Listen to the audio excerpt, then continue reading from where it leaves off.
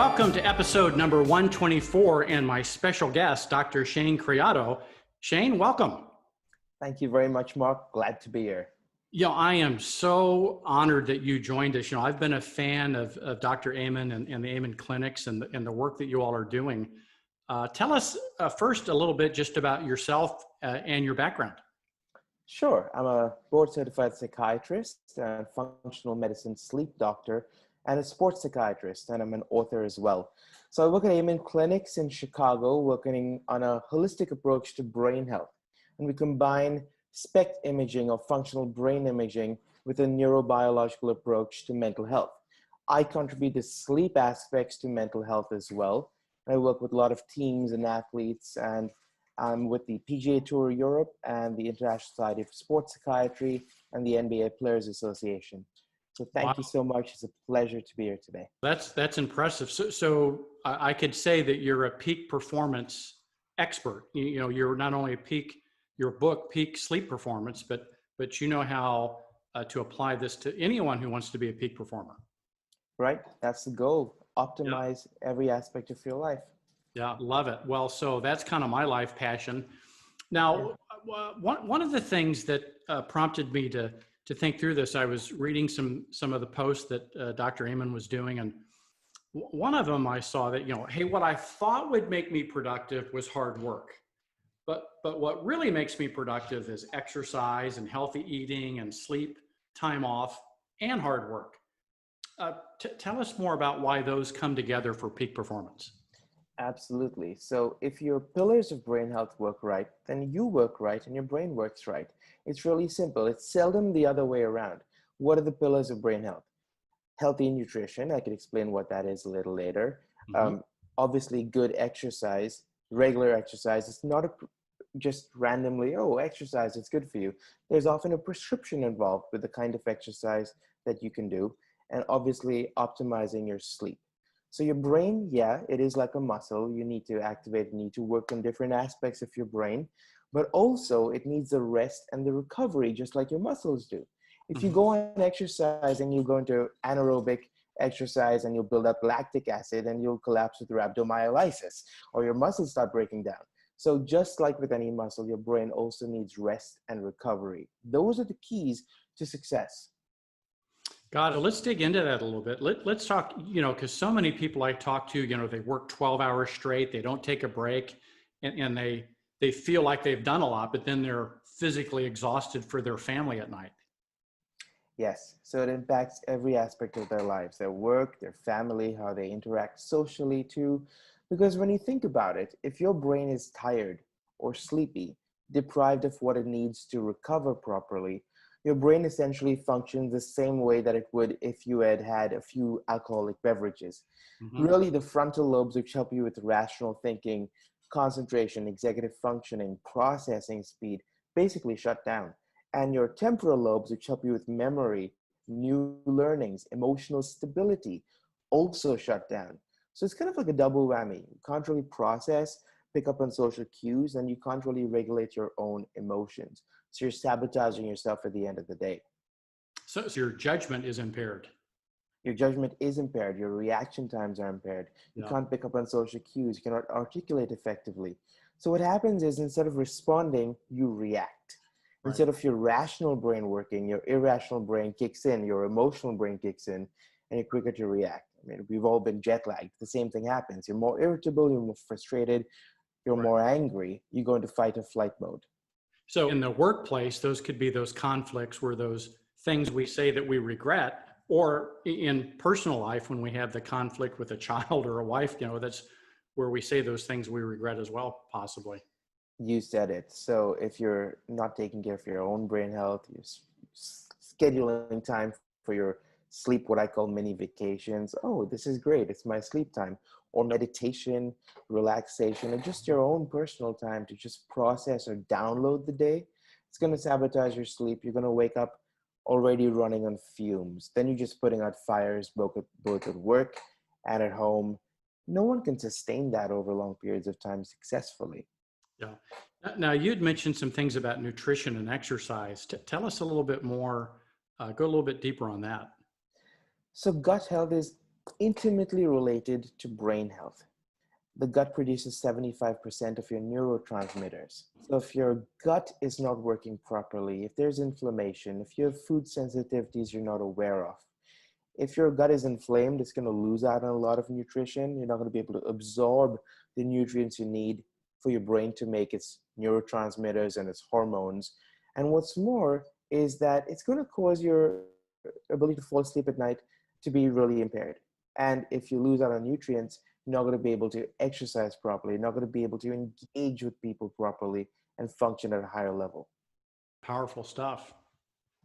Now, many of our, matter of fact, all of our audience are self-employed entrepreneurs. And so besides all of the normal decisions we have to make every day, you know, we're making business decisions in many cases that are significant to their income and their livelihood. So we're making hundreds of decisions a day that are taxing. And is that hard on the brain? And does that deplete, in a sense, the brain and make us less effective if we're not resting and sleeping and doing these things we talked about? Definitely. So when I work with my athletes, some of them need 12 hours of sleep in a 24-hour period. And I say a 24-hour period because that's the way you measure the amount of recovery period you need. The more activity, whether it's mental activity or physical activity you're doing, the more recovery time you need. And so with all these different decisions we have to make, performing at a very high level mentally, it's going to deplete you and you're going to feel it. You're going to maybe feel really tired or sleepy in the middle of the day. And in our culture in the US, napping is considered a sign of laziness, right? But Right. a lot of big companies are now waking up to the fact that napping strategically at a certain time every day for a certain duration every day can boost your performance. The research backs that up as well. 26-minute naps, according to a NASA study, can boost your reaction times, performance, and alertness by over 34 to 54%. Wow. Now, is there a compound effect to the simple choices we make? You know, like the groceries I need to buy this week, the task I need to do at home. Do those kind of compound and lead us maybe to procrastinating in other important areas? Definitely. So it's kind of like what I call behavioral ADHD. We tend to have so many things going on. We have our work email, our personal email, work messages, Microsoft Teams, or whatever thing you use. And we have our personal lives, our social media, all in the mix. And how do we prioritize those things? We tend to avoid the things that are more complicated, require more bigger deal of effort, things that we're not really excited about. And then we try to do the things that we like get instant gratification from, like social media. Problem with that is that we tend to procrastinate by default when it comes to the things we really need to get done that may not be that appealing to us. So it's kind of like an learned ADHD. I may leave this task halfway, I may finish this. Oh, that sounds exciting, let me do that. My friend messaged me, let's see what that's about. And that's really gonna cause our entire structure, priorities to fall off. And then again, we're running on fumes, chasing the day, and it's extremely difficult to catch up. We need a system, and we need to make that system work for us. So kind of what I heard you say was a tired mind finds the path of least resistance, which could be distracting leisure activities or mindless activities like social media. Completely. Yeah. So the solution to me seems something like obviously breaks and rest and delegation. Yes. But those don't come naturally to us, do they? No, they don't. So we need to advocate for ourselves. We need to block off time for our personal lives. We need to separate our work lives as best as we can.